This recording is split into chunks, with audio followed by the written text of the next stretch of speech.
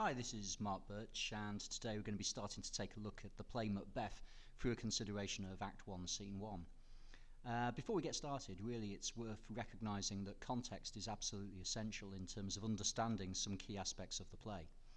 First of all, the play was written in 1606, the year after the Gunpowder Plot of 1605, in which an attempt was made to kill King James VI of Scotland, King James I of England.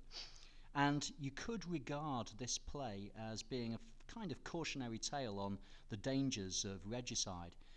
Given that essentially King James was Shakespeare's patron, he had made Shakespeare's company the King's men. So it was in Shakespeare's interest to essentially appeal to James I and James I's interests.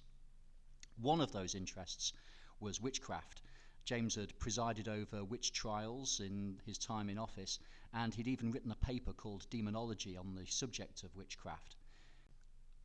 So in the Jacobean period, witches would have been regarded as a genuine danger, creatures with real powers to be feared, and as a dramatic force, they would have had real presence on the stage.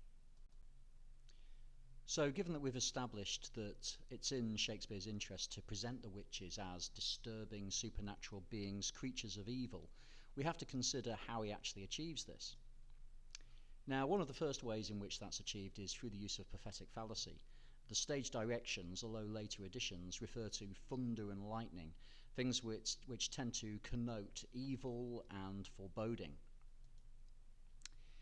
The first words of the witches, "When shall we three meet again in thunder, lightning, or in rain," are significant as well, in that they're the only options that the witches propose: thunder, lightning, or rain. Their meetings are always shrouded in the kind of foul weather that the prophetic fallacy has managed to capture so far.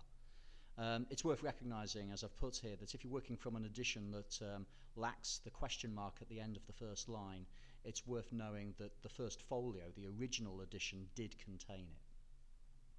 The second way in which the witches are presented as unusual, supernatural, strange, or weird is through the metre of their speech. Shakespeare makes them speak in trochaic tetrameter, which defies the usual convention of using iambic pentameter or blank verse for the majority of the play. So the witches sound different.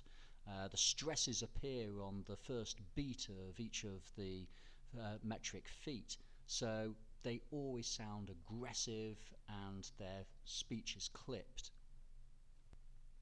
Shakespeare also presents the witches as speaking in rhyming couplets, for example, again and rain.